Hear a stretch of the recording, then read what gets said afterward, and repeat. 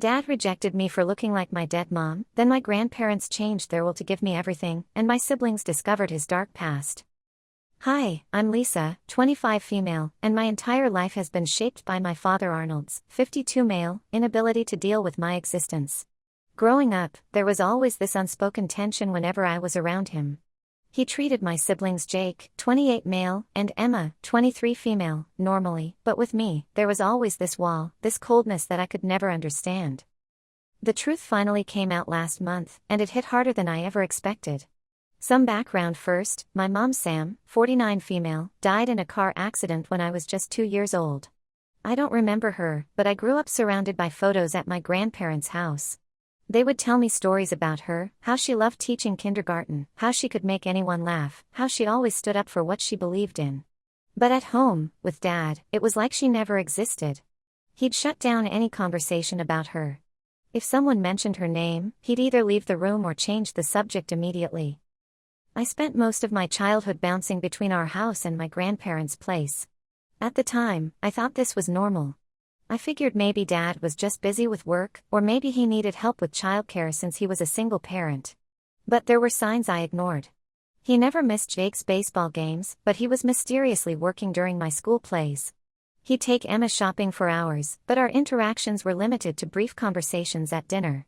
When Jake and Emma got their driver's licenses, he taught them himself. When it was my turn, he paid for driving lessons. The breaking point came during my recent promotion celebration. I'd been made partner at my law firm, something I'd worked incredibly hard for. My grandparents organized a family dinner to celebrate. Everyone was there, including Dad and my stepmom Sarah, 47F.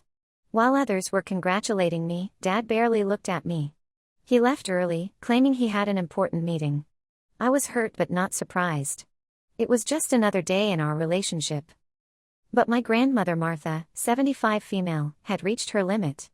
After most guests left, she asked me to stay back. She said she couldn't watch this anymore. That's when she told me everything. After Mom died, Dad had actually tried to give me up for adoption. I was only 2, but apparently, I looked too much like Mom, and he couldn't handle it. He wanted to keep Jake but give me away. My grandparents found out when the adoption agency contacted them as next of kin. They were horrified. They immediately got lawyers involved and fought to stop the adoption. Dad was a respected high school principal in our small town. My grandparents threatened to expose his attempts to abandon his daughter. They said they'd make sure everyone knew how he wanted to give up a toddler just because she reminded him of his dead wife. The legal battle lasted 6 months. Finally, Dad agreed to keep me, but only if my grandparents took on most of the parenting responsibilities. That's why I spent so much time at their house. That's why they were the ones who came to my school events, helped with my homework, and celebrated my achievements. That's why Dad always seemed more like a distant relative than a father. He had never wanted me in the first place. My grandfather Tom, 77 male, showed me all the documented proof, the initial adoption papers, the legal correspondence, everything. They had kept it all, knowing someday I might need to know the truth. Everything suddenly made sense. The weekends I spent at their house while Jake and Emma went on trips with Dad. The way he'd avoid being alone with me. How he never hugged me or showed physical affection, but was always embracing my siblings. The separate celebrations for birthdays, them with Dad, me with grandparents. Even my college choice, he pushed Jake and Emma to attend his alma mater but didn't say a word when I chose a different school. Last week, my grandparents called a family meeting. They announced they were changing their will. Originally, their inheritance was to be split equally between me and my siblings. Now, they're leaving everything to me. They explained that they'd watched for years as Dad provided everything for Jake and Emma while doing the bare minimum for me. They'd helped me through college while Dad paid full tuition for both my siblings. Now they wanted to ensure I would be taken care of. Dad's reaction was explosive. He started yelling about how they were trying to punish him, how they were destroying his family. He accused them of poisoning me against him and turning siblings against each other. But my grandparents stood firm. They laid out every document, every piece of evidence of his past actions. Jake and Emma sat there in shock. They had no idea about any of this. Emma started crying, saying it couldn't be true. Jake just stared at the adoption papers, not saying a word. Sarah tried to mediate, saying it was all in the past and we needed to move forward as a family. But how do you move forward from learning your father tried to abandon you because you look too much like your dead mother? I left that meeting feeling like my whole life had been a lie. Dad tried to follow me to my car, probably to give some explanation or excuse, but I just drove away. I've been staying with my grandparents since then. They've given me space to process everything while making sure I'm not alone. Now Dad keeps trying to reach me through others. He's sent messages through Sarah and Emma saying he wants to explain his side. But what possible explanation could justify trying to abandon a toddler? What could he say to make up for 23 years of emotional distance and barely concealed rejection? I don't know what happens next. Right now, I'm just trying to process everything while dealing with constant messages from family members telling me to forgive and forget. But how do you forget something like this? Update 1. Things have gotten much worse since my last post. After everything came out, Dad started working on Jake and Emma intensely. He began with subtle manipulation, sending them articles about families torn apart by inheritance disputes and the importance of sibling bonds. Then he started telling them that I was deliberately trying to destroy our family by accepting our grandparents' decision about the inheritance. He convinced them that I was being selfish and greedy. He said if I really cared about our family, I would share the inheritance with them regardless of what our grandparents wanted. He told Jake that as the oldest, he needed to talk sense into me. He made Emma feel guilty by constantly mentioning how hurt she must be by my betrayal. Jake called me last night. I could tell he'd been drinking. His voice had that slight slur he gets when he's had a few beers. He started by saying he wanted to talk as my big brother, the way we used to when we were kids.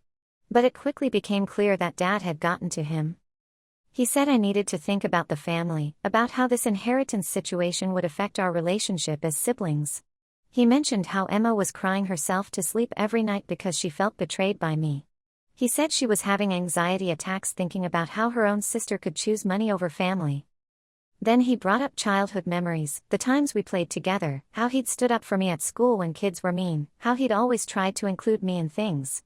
He said he didn't understand how I could throw all that away over money. That's when I lost it. I reminded him of all the times he went on family vacations while I stayed with grandparents. I asked if he ever wondered why I wasn't there. I asked where this family concern was when Dad was clearly favoring him and Emma. He got quiet then, and after a moment said maybe Dad had his reasons, that losing Mom must have been hard for him. That broke something in me. I told him losing Mom was hard for all of us. I lost my mother before I could even remember her. But Dad had chosen to punish a toddler for it. I hadn't chosen this situation, Dad had, 23 years ago when he tried to give me up for adoption. Jake hung up after that. Emma's reaction was even worse. She texted me a long message saying I was being cruel to Dad, that people make mistakes and deserve second chances. She said I should be grateful he kept me instead of going through with the adoption. Her exact words were, "At least he chose to keep you in the end. Some people wouldn't have." Grateful? For doing the bare minimum a parent should do? For keeping his own child? Then Sarah, my stepmom, started spreading stories in our extended family. She told everyone I was manipulating my elderly grandparents, taking advantage of their age and guilt over Mom's death. She claimed I had always been difficult and attention-seeking, and this was just another example. She said I was trying to punish Dad for remarrying by turning my grandparents against him. My Aunt Carol, Dad's sister, called me to talk sense into me. She gave me a long lecture about how hard it was for Dad after Mom died, how he had to raise 3 kids alone. When I pointed out he only really raised 2 kids while my grandparents raised me, she got angry. She said I was being ungrateful for everything Dad had done for me. When I asked her what exactly he had done besides provide basic necessities, she hung up. The worst part is how they're trying to paint my grandparents as senile old people who don't know what they're doing. Sarah has been suggesting to everyone that they're not in their right minds, that they're being manipulated by their grief over Mom's death. She's even hinted that maybe they need to be evaluated for their decision-making capacity. My grandparents are hurt by these accusations, but they're standing firm. They say they knew there would be backlash when they made this decision, but they're done watching me be treated as less than my siblings. They've hired a lawyer to make sure their wishes can't be contested. Dad's latest move was to send me a letter through his lawyer. It was full of vague non-apologies like "I'm sorry you feel hurt and I'm sorry you misunderstood my actions." He wrote about how hard it was for him after Mom died, how he was young and overwhelmed. Not once did he actually acknowledge or apologize for trying to give me up for adoption or for his years of emotional neglect. The letter ended with a threat barely disguised as concern. He wrote that he hopes we can resolve this misunderstanding before it permanently damages the family, and that he would hate to see my relationship with my siblings destroyed over material things. As if this was ever about money and not about him finally having to face the consequences of his actions. I haven't responded to any of them. I can't deal with their guilt trips and manipulation right now. My grandparents have been my rock through all this, reminding me that I'm not wrong for finally standing up for myself. But it's hard seeing my siblings turn against me, even though I understand they're just repeating Dad's manipulation. Update 2. Jake showed up at my apartment yesterday, looking like he hadn't slept in days. He said he needed to talk to me about something important. After our last phone conversation, he couldn't stop thinking about what I'd said about the family vacations. He started going through old family photos and videos, and what he found bothered him. He noticed I was missing from almost every family event. Birthday celebrations, holiday gatherings, summer trips, I was barely in any of the photos. When he asked Dad about this, Dad got defensive and angry, saying Jake was being influenced by me and my grandparents. This reaction made Jake suspicious. He started talking to our old neighbors and family friends. That's when he discovered something that shook him. During his teenage years, when Jake was around 15, Dad had sent him to boarding school for 2 years. Jake had always believed it was for better education opportunities, but Mrs. Wilson, our old neighbor, told him the truth. Apparently, during that time, Jake had started looking remarkably like Mom's brother, our Uncle David. Dad couldn't handle the resemblance, so he sent Jake away. He told everyone it was for Jake's education, but several people remembered Dad talking about how he needed space from Jake during that time. Jake was devastated. He started remembering things differently. How Dad had pushed for boarding school out of nowhere. How Dad had seemed relieved when he left. How the weekly calls Dad promised turned into monthly calls, then barely any contact at all. While this was happening, Emma made her own discovery.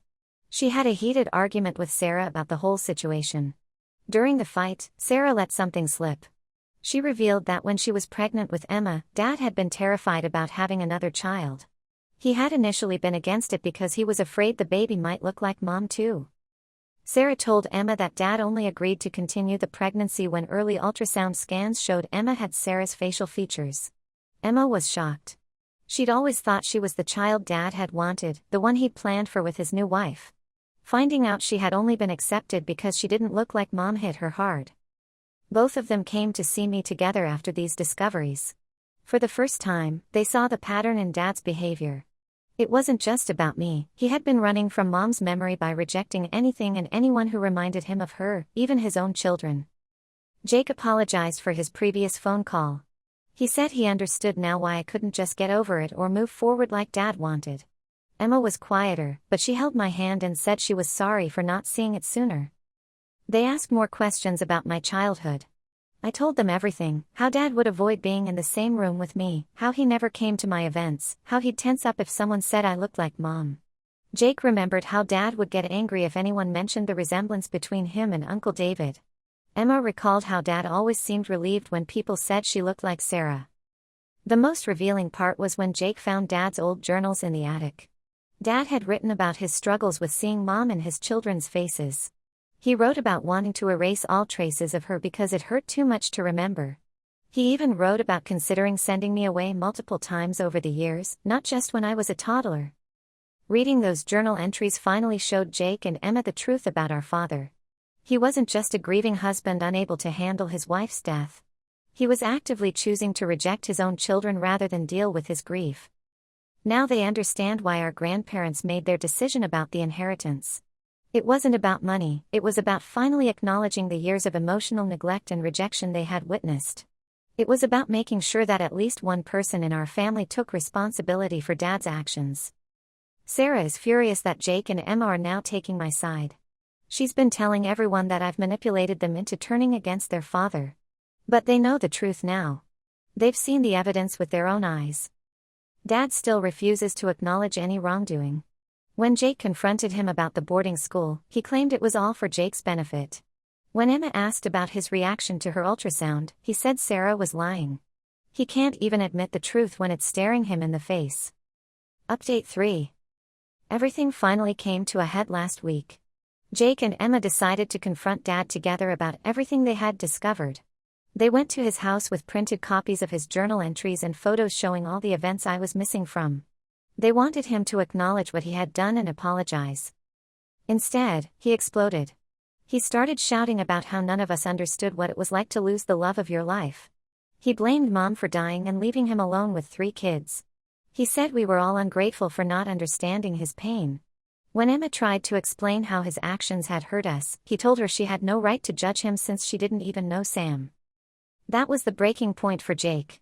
He stood up and told Dad that lots of people lose spouses but don't abandon their children. He said that Mom would be ashamed of how Dad had treated us, especially me. Dad's response was to throw them both out of his house, saying they were no longer his children if they couldn't understand his side. Jake has gone completely no contact with Dad.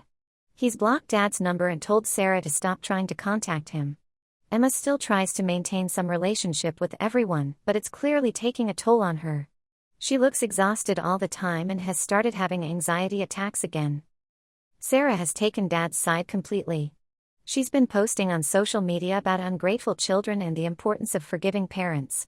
She claims we're all being too harsh on Dad and that his grief justifies everything he did. She even suggested that Mom's death might have been her own fault, which made Jake so angry he blocked her too. My grandparents suggested family therapy, thinking it might help us all work through this.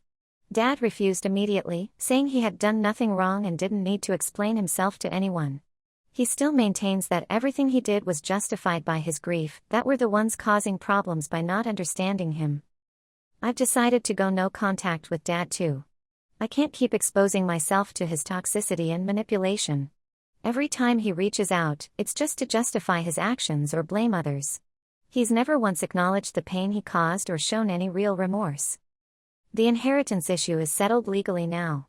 My grandparents' lawyer made sure everything is properly documented and protected. I've told Jake and Emma that while the inheritance will stay as our grandparents intended, I'll always be there to help them if they need it. They understand now that this was never about money, it was about finally acknowledging the truth of our childhood. Last week, Dad sent a final message through his lawyer, demanding that I fix what I've broken and stop poisoning my siblings against him. I didn't respond. There's nothing left to say to someone who refuses to acknowledge their own actions. Jake and Emma come over more often now. We're trying to build a stronger relationship as siblings without Dad's influence. Emma still struggles with guilt sometimes, but she's starting to understand that we can love Dad while still acknowledging that what he did was wrong.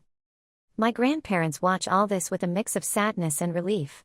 They say they wish things had turned out differently, but they're glad the truth is finally out.